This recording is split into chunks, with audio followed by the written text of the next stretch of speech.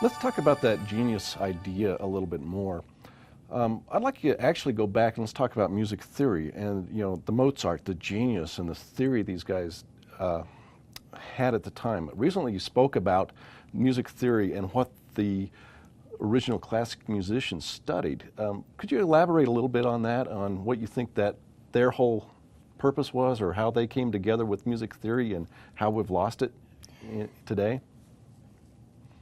When you read music history and you hear about Mozart, Beethoven, any of these composers that as young children showed a talent for music, they were not sent to the type of music teaching that we have today, because if they had been, if they had only learned the alphabet of the language, they could not have written the music. They were sent to a theorist, and they were taught music theory in depth. They had to have been. And since Mozart's father himself was a musician, I think that theory was an integral part of his upbringing ever from childhood, early childhood on. So, according to history facts, it looks as if in the 1900s, a couple of composers, particularly Stravinsky and Schoenberg, had thought that all the music could be written that was written. There were so many composers, Brett, because so many people knew the language of music. And so they looked to invent a new kind of music, a more of an atonal kind of music.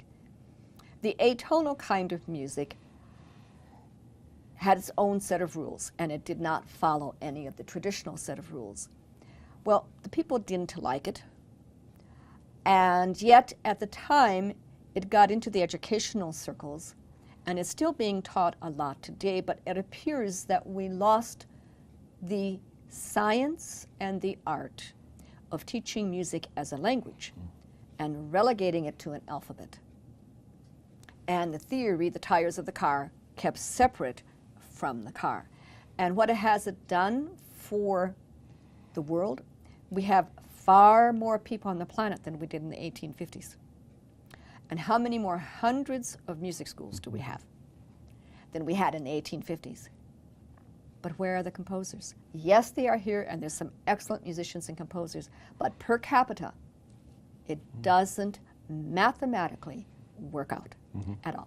And how many people have taken lessons for years and can't keep a song in long-term memory and are not really playing the way they wanted to, or stopped lessons and then pick it up later and have to almost start from scratch?